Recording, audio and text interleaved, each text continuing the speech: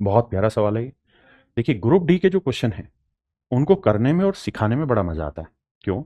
क्योंकि हर सवाल में कोई ना कोई डेप्थ है, हर सवाल में कुछ ना कुछ खास बातें जरूर छोड़ी हुई है। कह रहा है 7 सेंटीमीटर त्रिज्या वाला एक ठोस गोले पर पेंट की एक परत चढ़ाई गई है। जब पेंट की आप एक परत चढ़ा देंगे ना उस पे, जब उस पे आप पेंट की एक परत चढ़ा देंगे, तो समझिए कि वो एक किस्म का मतलब वो बन जाएगा, गोले के ऊपर एक गोले का आवरण बन जाएगा। जैसे गोला तो ऑलरेडी है ही, गोला तो भाई वो ऑलरेडी है ही ना, उस गोले के ऊपर एक आवरण और चढ़ा दिया गया। मेरा पॉइंट समझ रहे हैं?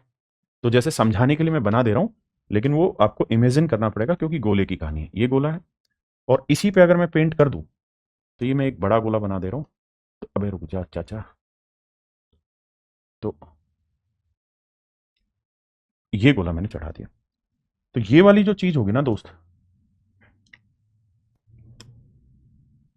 ये पेंट हो गया, ये सफेद रंग का पेंट हो गया जिसकी मैं बात कर रहा हूं। ठीक है जी, गोले के ऊपर गोला चढ़ा दिया गया। अब कह रहा है 7 सेंटीमीटर इस गोले की त्रिज्या है, यानी अंदर वाले की रेडियस तो है 7 सेंटीमीटर, और बाहर वाले की कहता है जिससे इसकी त्रिज्या बढ़कर 7.5 सेंटीमीटर हो जाती है। ये जो रेडियस है मेरे बच्चे, ये 7.5 सेंटीमीटर। इतनी बात को तबियत से सीखिए। ये रेडियस कितनी होगी मेरे बच्चे? 7.5 सेंटीमीटर। आपने कहा ठीक है जी। अब वो ये कह रहा है तो पेंट की गई परत का आयतन ज्ञात करिए, यानी सफेद वाले हिस्से का वॉल्यूम निकालिए। तो आप कहेंगे जी पूरे बड़े गोले का वॉल्यूम ले लेते हैं, तो वो हो जाएगा 4/3 pi R cube, capital R, minus 4/3 अंदर वाले का वॉल्यूम लेंगे तो पाई स्मॉल आर क्यूब। आपने कहा ठीक है। तो ये बात तो तय हो गई थी कि सवाल का जो भी आंसर होगा वो पाई यानी 11 से भाग जाएगा, लेकिन ऐसा मैं इसलिए नहीं देख पा रहा हूं 11 से भाग वाला, क्योंकि आंसर जो कहा वो उसने कहा कि भाई निकटतम पूर्णांक तक पूर्णांकित करिए, यानी जो आंसर है वो डेसिमल में है। अगर डेसिमल में है तो एक्यूरेट हम बता ही नहीं सकते, और जब एक्यूरेट नहीं बता सकते तो हम डिजिटल सम, यूनिट डिजिट, डिविजिबिलिटी, ये सब चीजें लगा ही नहीं सकते सवाल में। तो क्या किया जाए? तो भैया फिर आपको कैलकुलेशन करनी होगी, लेकिन कैलकुलेशन हम कैसे कैसे कर सकते हैं उन चीजों पर चर्चा कर लेते हैं। तो 4/3 कॉमन ले लेते हैं, बिल्कुल ठीक है। पाई, पाई लिख लेता हूं, क्या आया जी? 22/7। अंदर जानते हैं क्या बचा? तो आप कहेंगे R cube minus R cube बचा, R cube minus R cube बचा। इसी को सोल्व करना ही बड़ी बात है, और कुछ है नहीं। अब कैपिटल आर है 7.5, 7.5 को हम लिख सकते हैं 15/2, मतलब इसको और सुंदर से लिखें तो 15 का क्यूब बटे 2 का क्यूब, और स्मॉल आर है 7, तो 7 का क्यूब। कहता है यार इसकी वैल्यू निकाल के बताइए क्या होगी, इसकी वैल्यू ढूंढ के बताइए क्या होगी। तो आप चाहें तो यहां ए क्यू माइनस बी क्यू का फॉर्मूला लगा सकते हैं, या फिर आप क्या कर सकते हैं कि एलसीएम ले लें। एलसीएम ले लेंगे तो 2 का क्यूब बना, यहां है 15 का क्यूब, और जब 2 को 7 से गुना करेंगे तो बन जाएगा 14 का क्यूब। और 15 और 14 ऐसी वैल्यू है जिसके क्यूब आपको याद है। 15 का जो क्यूब होता है मेरे बच्चे वो होता है 3375, और 14 का क्यूब होता है 2744। 14 का क्यूब आप समझे, घटाएंगे तो 5 में 4 गया 1, 7 में 4 गया 3, 13 में 7 गया 6, तो आंसर आया 631। मैं ये नहीं कह रहा हूं कि केवल यही तरीका, नहीं, इसको करने के और भी तरीके हैं। इस कैलकुलेशन को मैं बाकी सारे तरीकों पे भी आपसे अभी चर्चा करूंगा, बस पेशेंस रख के आपको मेरी बात सुन लेनी है। तो कुल मिला के हम ये कह सकते हैं कि इसका जो आंसर आया वो 631/8 आया। अच्छा क्वेश्चन है, कैलकुलेटिव क्वेश्चन है। कैलकुलेशन को और कितना इजी तरीके से ब्रेक किया जा सकता है उसी पे अब हम और आगे बात करेंगे। 631/8, तो कुल मिला के ये 631/8 आ गया। मैं पहले आंसर पे आता हूं, फिर 631/8 को और कितना स्मार्टली सोल्व किया जा सकता है उस पर भी चर्चा कर लेते हैं। अब अगर आप ध्यान से देखें तो 4 से काटेंगे 2 बचा, 2 से काटेंगे 11 बचा, लेकिन 11 का कोई अकेला तो इस्तेमाल हो नहीं पाएगा। अब अब यहां 7×21 होता है, और 21 को 631 से भाग दिया नहीं जा सकता। लेकिन अगर मैं यहां 630 मान लू अपनी तरफ से, तो 21 से 630 को काटोगे तो 21 3 63 मेरा आंसर आ जाएगा 30, और 30 को 11 से गुना करेंगे तो 11 3 33, 330 मेरा आंसर आएगा। जबकि एक्चुअल में यहां 630 नहीं 631 था, तो मेरा आंसर हर हाल में 330 से बड़ा आना था, हर हाल में मेरा आंसर 330 से बड़ा आना था। अब एक बात तो समझ में आ गई कि सर ये मेरा आंसर नहीं होगा और ये मेरा आंसर नहीं, ये दो मेरे आंसर नहीं होंगे। हाँ, लेकिन एक दिक्कत अभी भी रह गई, और वो दिक्कत ये कि 330 और 331 इतना नजदीक है कि हम ये पहुंचा नहीं पा रहे हैं कि 330 टिक करें 331 टिक करें, क्योंकि आंसर 330 से बड़ा आएगा ये तय है, लेकिन कितना बड़ा आएगा वो हमें नहीं पता। पॉइंटों में कितनी वैल्यू आएगी कि वो अप्रोक्सीमेट करते हुए 331 के नजदीक जाएगा या 330 के नजदीक जाएगा। तो यहां आपको एक काम करना होगा, और वो ये कि आपको यहां पे 631 ही मान के चलना होगा। जब 631 मानेंगे ना तो 21 से भाग देंगे, 21 3 63, ना जाने की जीरो, बचा एक, फिर एक के बाद एक जीरो लगाएंगे। मेरा पॉइंट समझ रहे हैं? तो भाग जाएगा नहीं, फिर 100 आ जाएगा तो 21 चौक 84 आ जाएगा। तो ये मेरे प्यारे बच्चों मेरी वैल्यू बैठेगी।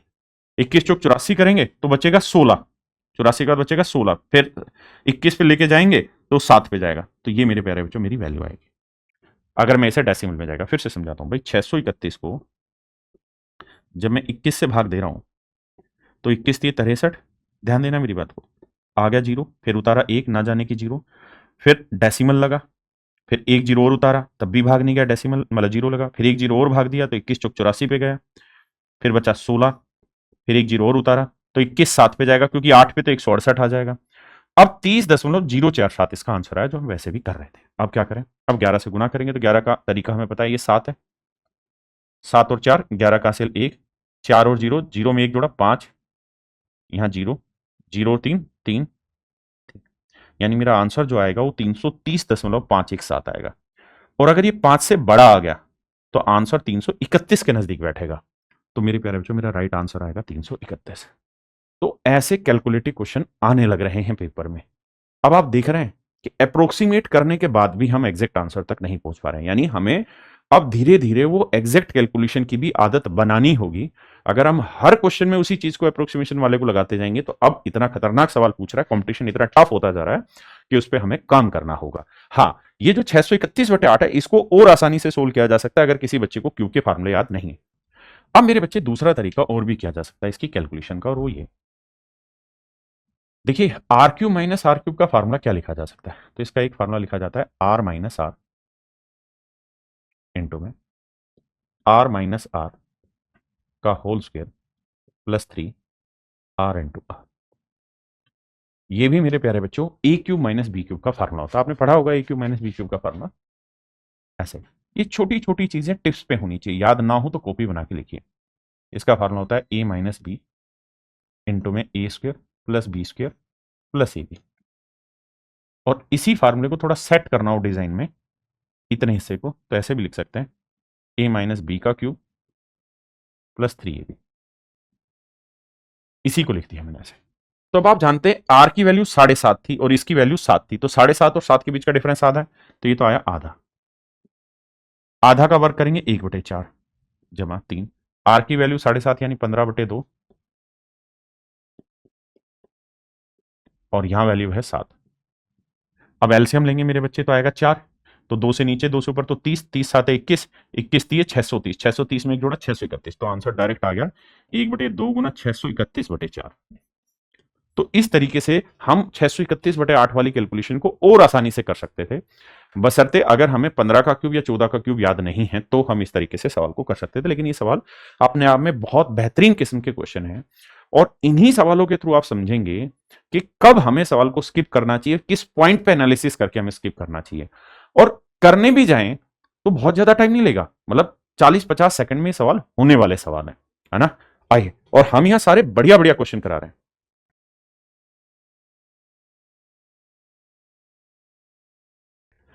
देखिए मेरे बच्चे, सवाल बहुत बढ़िया और मजेदार क्वेश्चन है, ध्यान से देखिएगा।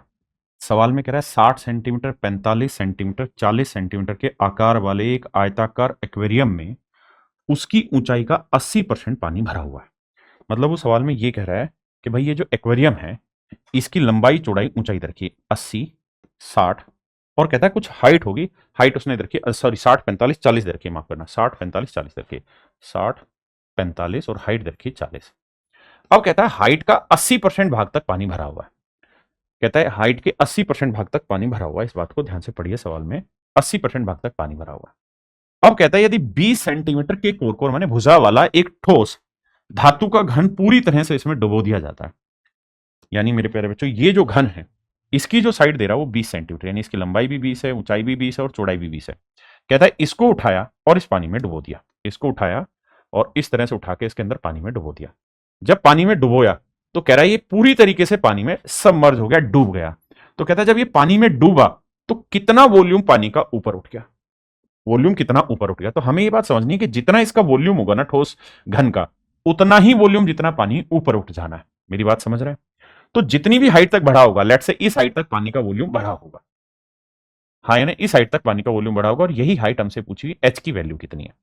तो हमें पता है कि जितना इसका वॉल्यूम होगा, इसका वॉल्यूम क्या होगा जी, साइड का क्यूब, यानी 20 गुना 20 गुना 20। ये किसके बराबर होगा, जो एक्सटेंडेड वॉल्यूम है उसके बराबर होगा, यानी जो बढ़ा हुआ वॉल्यूम है। तो उसका बेस कितना, लंबाई कितनी है 60, चौड़ाई कितनी है 45, ऊंचाई कितनी एच। तो ये 60 गुना 45 गुना एच के बराबर आ जाए, और यहां से हम एच की वैल्यू निकाल देंगे। भाग देंगे कैसे जी, 20 से काटा तो 3 आया, 5 से काटा तो 9 आया, 5 से काटा तो 4 आया, तो आंसर आया 80 और 9 30 27 बराबर एच। अब हम ये बात जानते हैं कि 27 तीय होता है 81, यानी अगर यह 81 होता तो आंसर कट के 3 आ जाता, लेकिन 81 से थोड़ा छोटा, तो आंसर 3 से जस्ट छोटा होगा। तो ये 3 से जस्ट छोटा नहीं है, 3 से जस्ट छोटा नहीं है, ये वाला 3 से मेरे प्यारे बच्चों बिल्कुल छोटा है, यानी ऑप्शन डी यहां मेरा बिल्कुल सही तरीका होगा या सही आंसर होगा सवाल का। हाँ है ना। तो ये सवाल अपने आप में बहुत खूबसूरत है और बहुत बढ़िया सवाल है। देखिए मेरे भाई, मेन सॉल्यूशन 3D का ही क्वेश्चन है। कहता है कमरे की लंबाई चौड़ाई और ऊंचाई का जो अनुपात हो 3:2:1 है। लंबाई चौड़ाई ऊंचाई, ये लंबाई हो गई, ये चौड़ाई हो गई और ये ऊंचाई हो गई। कहता है इसका रेशो 3:2:1 है। हमने कहा ठीक है। अब अब कह रहा है कि चौड़ाई और ऊंचाई को उनके मूल मान से आधा कर दिया जाए, जबकि लंबाई को डबल कर दिया जाए। देखिए लंबाई को डबल करने में तो कोई दिक्कत है ही नहीं, लेकिन चौड़ाई और ऊंचाई को आधा करेंगे, चौड़ाई और ऊंचाई को आधा करेंगे तो थोड़ी दिक्कत जरूर हो सकती है। तो मैं क्या कर लेता हूं कि पहले ही इनको डबल कर देता हूं, तो इसे 6 कर देता हूं, इसे 2 का 4 कर देता हूं, और इसे 1 का डबल कर देता हूं। रेशियो अभी भी वही मेंटेन रहा। आपने कहा ठीक है जी, बिल्कुल सही है। और अब नया केस क्या हो गया, ये तो हो गया डबल, ये हो गया आधा। तो ये डाटा थोड़ा सिंपल हो गया, आप उस डाटा के साथ भी करते हैं तो कोई दिक्कत नहीं थी। अब कह रहा है कमरे के संपूर्ण पृष्ठीय क्षेत्रफल में प्रतिशत परिवर्तन ज्ञात करिए। भाई संपूर्ण पृष्ठीय क्षेत्रफल क्या होगा, twice of L B plus B H plus H L. और जो नया बना उसका भी सेम ही होना है, कोई अलग थोड़ी होना है। Twice of L B B H plus H L. तो ये तो मूर्खों की तरह सवाल लिखने का तरीका, आपको पेपर में लिखना नहीं, सिर्फ समझना है कि जब भी हम रेशियो लेते हैं ना, जब भी हम कंपैरिजन करते हैं, तो वहां पे कांस्टेंट वैल्यू की जरूरत नहीं होती, उसको सिंपली इग्नोर कर देना चाहिए। यहां 2 से 2 इग्नोर हो गया, सारा खेल इस चीज का है। तो देखिए यार, एल भी करेंगे तो 6 चौक 24 आया, 4 दूनी 8 आया, और 2 छिक 12 आया। जोड़ेंगे तो 12 और 8 20 और 24 44। तो ये हिस्सा आया 44। हाँ जी, अब 44 आने से कुछ डिसाइड नहीं होता। यहां करेंगे तो 12 दूनी 24, 2 एकम 2, भाई 12 दूनी 24 आया, फिर 2 एकम 2 आया, और फिर 1 12 12 आया। तो 12 24 36 और 2 38 आया। अगर हम इसका रेशियो टेकें तो 22:19 आया, 22:19 आया। तो पूछ रहा है कितना चेंज आया, तो भाई हम कह देंगे जी 3 की कमी आई, 3 की कमी आई 22 पे, तो 100 पे। अब मूर्ख से मूर्ख आदमी भी इस बात को जानता है कि जब भी बटे में 11, क्योंकि 22 जो है वो तो 2 से काट देगा तो बटे में 11 आया, अगर बटे में 11 आया तो आंसर हर हाल में डेसिमल के बाद 09 का मल्टीपल होता है, 09 09 09 इसका मल्टीपल होता है। हाँ है ना। तो मुझे एक चीज समझ में आ गई थी कि कमी हुई है, तो वृद्धि वाला तो ऑप्शन काट देता हूं, वृद्धि यहां से भी हट गई, वृद्धि यहां से भी हट गई। अब या तो ये सही होगा या ये सही होगा। मैं ये बात जानता हूं कि हर हाल में यहां 5 9 का मल्टीपल आया होगा, तो 46 से छोटा 9 का मल्टीपल क्या आया होगा, 45, फिर 45, ऐसे आया होगा। लेकिन जब अप्रोक्सीमेट करेंगे 5 को, तो ये 4 तो 5 से बड़ा नहीं है, तो ये तो बढ़ेगा नहीं, 45 ही होना था, तो ये गलत हो गया, ये सही है। इसको जब अप्रोक्सीमेट करोगे तो इसका डेसिमल रहा होगा 64 से छोटा नंबर जो 9 से भाग होगा, तो 63, तो 63 63 ये चला होगा। लेकिन ये 5 से बड़ा है, इसलिए इसने अप्रोक्सीमेट करके इसे 6 4 कर दिया, यानी ऑप्शन ए डायरेक्ट मेरा आंसर आ गया। डेसिमल की छोटी सी समझ आपको बहुत जल्दी से आंसर दे सकती है। पूरा सोल्व करना चाहें तो काट पीट के पूरा सोल्व कर लें, वो भी अपने आप में कोई बड़ी चीज नहीं। हाँ है ना। 10 सेंटीमीटर बाह्य त्रिज्या और 6 सेंटीमीटर आंतरिक त्रिज्या वाले खोखले धातु के गोले को पिघलाकर, तो जब भी पिघलाने की बात होगी तो वॉल्यूम होगा, और गोला है तो गोले का वॉल्यूम होगा 4/3 pi R cube, 4/3 pi R cube. लेकिन आर क्यूब क्या हो जाएगा, यहां बड़े वाले गोले की रेडियस है 10 और छोटे वाले गोले की रेडियस है 6, तो ये होगा उस खोखले गोले का वॉल्यूम। अब कहता है इसे पिघला के 8 सेंटीमीटर आधार त्रिज्या वाला एक ठोस शंकु का आकार दिया जाता है। शंकु की ऊंचाई बताइए। तो आप कहेंगे शंकु का वॉल्यूम भी यही होगा, वो होता है 1/3 पाई आर स्क्वायर, रेडियस है 8 का वर्ग 64, और हाइट हमें निकालनी क्या होगी, ये मेरा सवाल और कुछ है ही। अब देखिए जब आप काटने पिटने जाएंगे तो बहुत मजेदार कटिंग होगी। 3 से 3 कटा, पाई से पाई कटा। अब अब अगर मेरे बच्चे ध्यान से देखें तो 4 से काट देंगे 16 है। आपने कहा ठीक है। अगर मैं यहां से 2 का क्यूब कॉमन ले लूं तो 2 का क्यूब का मतलब 8, 2 का क्यूब का मतलब 8, तो 8 से इसे काटेंगे 2 आया। और 2 का क्यूब कॉमन लूंगा तो ये बचेगा 5 का क्यूब, और 2 का क्यूब कॉमन लूंगा तो ये बचेगा 3 का क्यूब। तो हाइट जो आएगी ना वो इनके बटे में ये 2 आ जाएगा। तो 5 का क्यूब 125 और 3 का क्यूब 27। तो आप कहेंगे 25 में 27 घटाएंगे तो आया 98 और बटे 2, क्योंकि हाइट के लिए तो 2 बटे आएगा और 2 से काटेंगे तो आंसर आएगा 49। यानी मेरे प्यारे बच्चों ऑप्शन ए मेरा राइट आंसर। देखिए भाई सवाल में कह रहा है the total surface area of A sphere, कहता है गोले का कुल पृष्ठीय क्षेत्रफल 6006 वर्ग सेंटीमीटर कम है than the total surface area of a hemisphere. वो ये कह रहा है कि भाई जो अर्धगोला है ना, अर्धगोले का सरफेस एरिया क्या होता है टोटल 3 पाई r²। अर्धगोले का बड़ा है तो मैं कैपिटल आर ले लेता हूं, और पूरे गोले का क्या होगा जी 4 पाई r²। कहता है ये कम है 6006। ऐसा सवाल की भाषा कह रही है कि जी 6006 कम। हमने कहा ठीक है अब आगे बढ़िए, जबकि सवाल में वो ये कह रहा है if the radius of the hemisphere and the sphere are 5:3, मतलब हेमीस्फीयर की रेडियस 5 है तो गोले की रेडियस 3 है। तो हेमीस्फीयर की रेडियस 5 है तो ये रेडियस 5 थी, तो ये रेडियस 3 थी। ये ध्यान रखना गोला है और ये अर्धगोला है। तो गोले की त्रिज्या ज्ञात करिए, गोले की त्रिज्या मतलब 3 का, तो जो भी आंसर होगा वो 3 का मल्टीपल होगा। आपने कहा ठीक है, 3 से भाग जा रहा है, ये 3 का से भाग नहीं जाएगा, ये 3 से भाग।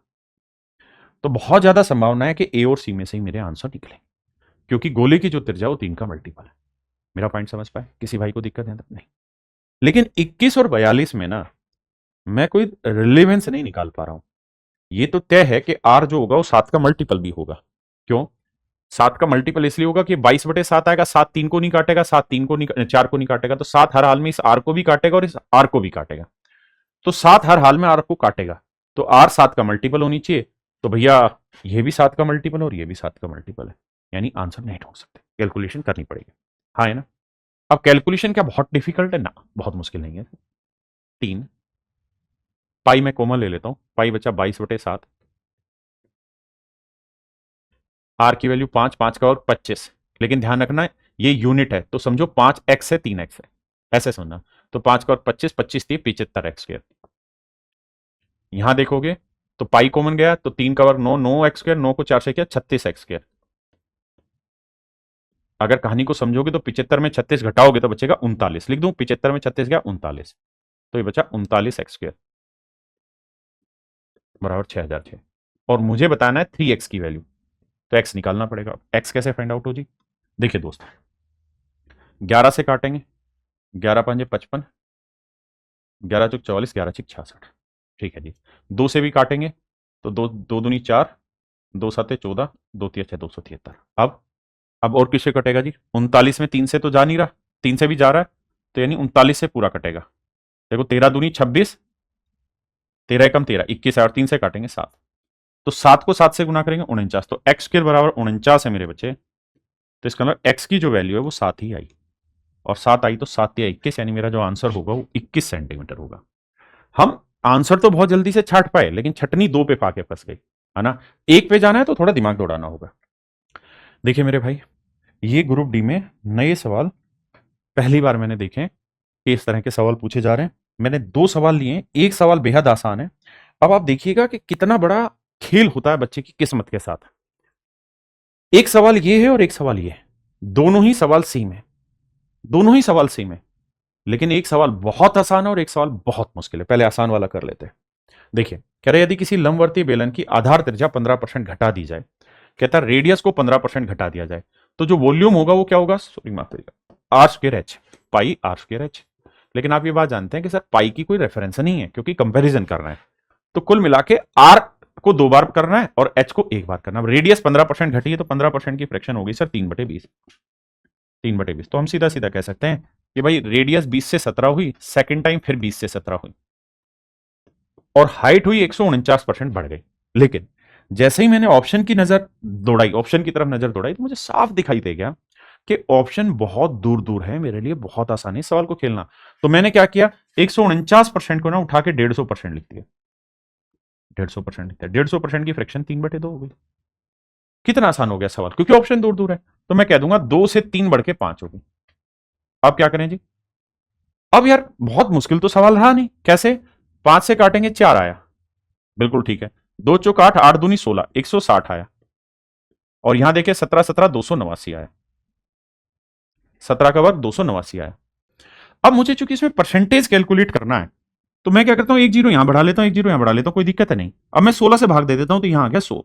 क्यों ले लिया मैंने 100? 100 से मेरा कैलकुलेशन आसान है। 16 से इसे काटूंगा, 16 एकम 16, बचा कितना 12, यानी 129 बच गया। और ये बात मैं जानता हूं कि 16 का पारा पढ़ूंगा, 16 5 80, 16 6 96, 16 7 112, 16 8 128, यानी 129 की जगह 128 होता ना तो 8 पे चला जाता। मैं इसे डायरेक्ट 180 लिख ले रहा हूं, क्योंकि मेरे पास कोई लड़ाई करने के लिए ऐसी चीज नहीं है कि मुझे परेशान होना पड़े, ऑप्शन बहुत दूर दूर है। तो मैं कह दूंगा 100 से कोई चीज 180 होगी, यानी 80 की बढ़ोतरी, और 100 पे 80 की बढ़ोतरी मतलब 80% इंक्रीमेंट। यानी मेरे प्यारे बच्चों ऑप्शन सी मेरा यहां राइट आंसर। क्यों? क्योंकि ऑप्शन बहुत दूर थे। इसके अलावा भी दूसरे तरीके से हम इस सवाल को, सेम ही सवाल को कर सकते हैं, ठीक है जी। या पहले मैं अगले सवाल पे आता हूं, फिर इस सवाल पे आऊंगा। अब जैसे इस सवाल पर आई, कहता है कि किसी लंबवर्तीय बेलन की आधार त्रिज्या 12% घटा दी गई, मान लेते हैं 12% घटा दी गई, लेकिन कहता है कि हाइट 169% बढ़ा दी गई, कोई दिक्कत नहीं है। तो कहता है कि इसके आयतन में प्रतिशत वृद्धि निकटतम पूर्णांक में कितनी होगी। अब यहां देखना दिक्कत कहां है, मुझे मुझे दिक्कत बहुत बड़ी है इस सवाल में। क्या? कि जब निकटतम पूर्णांक में जाएंगे तो मुझे 110 और 111 में बहुत ज्यादा दिक्कत होने वाली है। ये बहुत नजदीक ऑप्शन दे दिए। 110 और 111 इतना नजदीक है कि जब तक हम इसे एक्यूरेट नहीं सोल्व कर लेंगे, ये नहीं बता पाएंगे आंसर क्या है। मान लीजिए गलती से, मुझे नहीं पता इस सवाल का आंसर क्या है, 110.52 आ गया आंसर, तो जानते हैं आंसर 111 लिखना पड़ेगा। लेकिन अगर 110.48 आ गया तो आंसर 110 लिखना पड़ेगा। यानी मुझे पॉइंट में भी 3 डिजिट तक जाना पड़ेगा, तो मैं अप्रोक्सीमेशन प्रॉपर ले पाऊंगा, नहीं तो नहीं ले पाऊंगा। तो ऐसे केसेस में सवाल की वेवलेंथ बहुत हाई हो जाती है। अब आप सोच के देखिए किस्मत कितना बड़ा रोल प्ले करती। एक सेट में ये सवाल आया और एक सेट में ये सवाल आया। यही मैं हमेशा कहता हूं कि जो पेपर सेट करने वाला हो ना, अगर वो टीचर है तो उसे सच मायने में पता है कि इन सवालों को कौन सा सवाल सेम लेवल का है। अब जानते हैं क्या होगा, ये सवाल तो बच्चों ने 10 सेकंड भी नहीं लिया होगा और इस सवाल में बेचारे फंस गए होंगे। तो ये बहुत बड़ा मतलब दिक्कत है, और ये किस्मत का रोल प्ले होता है। और किस्मत कैसे बनेगी? सही काम करने से, चोरी चकारी नहीं करने से, झूठ ना बोलने से, किसी का नुकसान ना करने से। आइए, यहां आप जानते हैं क्या करना पड़ेगा, आपको यहां सक्सेसिव लगाना पड़ेगा, और ध्यान रखना है 12 दो बार घटाना है, क्योंकि आर स्क्वेयर होता है। तो इन दोनों को सोल्व करूंगा तो 12 12 24, माइनस 12 12 144, तो 1.44, 24 में 1.44 घटाऊंगा तो 22.56। तो ये जो वैल्यू आई ना, ये 22.56 आई माइनस की।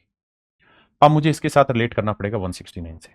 मेरी मजबूरी इतनी बड़ी है कि मैं ये भी नहीं कह सकता कि यहां मैं 5 ले लूं, 22.5 ले लूं, इसलिए कि 110 111 बहुत नजदीक है, घुमा नहीं पाऊंगा सवाल को। अब क्या करें, आपको एक्यूरेट ले जाना पड़ेगा। तो इन दोनों में लगाऊंगा तो एक्स लिखूंगा 22.56, जमा वाई लिखूंगा 169, फिर माइनस करूंगा 22.56 गुना 169 बटे 100। ये करना। अब देखिए यार, इसको तो मैं एक्यूरेट सोल्व करता हूं, इसके साथ मैं कोई छिड़खानी नहीं करूंगा। 169 से घटाना है तो 23 घटा दो, 22.56 की जगह 23 घटा लेता हूं मन मन में, तो 9 में 3 गया 6, और 6 में 2 गया 4, 146 आ गया। और 5 6 को घटाऊंगा तो 4 4 आ गया। तो इस वाले में मुझे दिक्कत नहीं। मेरे को जो असली दिक्कत है ना, वो इनकी गुना करने में, इनकी गुना करने में। मैं क्या करता हूं कि लगभग इसे 170 ले लेता हूं। इसका मुझे फायदा ये कि थोड़ी कैलकुलेशन मेरी आसान हो जाए। मैं स्पष्ट रूप से आपको कहकर चल रहा हूं कि इसमें दिक्कत है। अगर 110 और 111 के बीच में आंसर फंस गया तो मैं खड़ा हो जाऊंगा वहीं के वहीं, मुझे 169 लेके एक्यूरेट जाना पड़ेगा। लेकिन अभी देखते हैं, 17 से गुना करेंगे, 17 छिके 102, 17 मांझे 85 और 10 95, 17 दूनी 34 और 9 43, और 17 दूनी 34 और 4 38। दो अंकों पे पहले से था, एक जीरो, तो यानी 38.352 घटेगा। तो 38.35 जब घटाओगे तो 14 में 5 गया 9, यहां आया जीरो, और यहां 16 में 8 गया, क्योंकि यहां समझ ही गए ना, तो 16 में 8 गया 8, 108। तो अब यहां से स्पष्ट हो गया कि मेरा आंसर 108 के जस्ट नजदीक बैठेगा, और 108 के नजदीक आंसर केवल 108 दिया हुआ है। 110 तो बहुत बड़ा हो जाएगा, हाँ है ना। तो केवल इस सिचुएशन में इस सवाल का आंसर मैं 108 लगा पाया। अगर यहां गलती से आंसर 110 और 111 के बीच में होता तो बाबू मुझे 169 को एक्यूरेट लेके जाना पड़ता और तब सवाल सोल्व करना पड़ता, और उस सिचुएशन में अगर समय नहीं होता तो मैं सवाल को स्किप करता। यही काम हम टेस्टवेल ऐप पे आपको दे रहे हैं कि आपको स्किपिंग आर्ट आए। अगर आप स्किप करना नहीं सीखेंगे फिर कैसे कामयाब होंगे जीवन में आगे यार। और अगर कोई भाई एसएससी की तैयारी करना चाहता है तो मेरे प्यारे बच्चों सबसे बढ़िया टीम कैरियर प्लेटफॉर्म पर है। आज से नहीं, हमेशा से थी। हम आज भी मेहनत कर रहे हैं। मैथ में आपको 2 टीचर मिलने लग रहे हैं। रीजनिंग पीयूष सर पढ़ाने लग रहे हैं। इंग्लिश जयदीप सर पढ़ाने लग रहे हैं। सतेंद्र तिवारी सर पढ़ाने लग रहे हैं। जीके जीएस में अभिषेक सर और अंकिता मैम की पूरी टीम है। यानी करीबन 15 टीचर का पूल है जो आपको एसएससी प्रथम बैच में कंप्लीट एसएससी की तैयारी कराने जा रहे हैं। और इसी बैच में आपको प्रैक्टिस बैच भी भाई बिल्कुल फ्री मिलता है, रिवीजन बैच फ्री मिलता है, और टेस्टविल ऐप पर लाइफ टाइम टेस्ट सीरीज भी आपको बिल्कुल फ्री ऑफ कॉस्ट मिलती है। तो यहां आपको सब कुछ मिलता है और फीस है मेरे बच्चे मात्र 999 रुपए, सिर्फ 999 रुपए फीस रखी गई है। और अगर आप में से कोई भाई रेलवे के एग्जाम की तैयारी करना चाहता है तो ये हमारा रेलवे फाउंडेशन का बैच है जिसकी फीस 999 रुपए है। और इस रेलवे फाउंडेशन बैच में हम कंप्लीट रेलवे के सारे एग्जामों की आपकी तैयारी कराते हैं। अब सीधा पढ़ाई पर आते हैं। आइए मेरे बच्चे।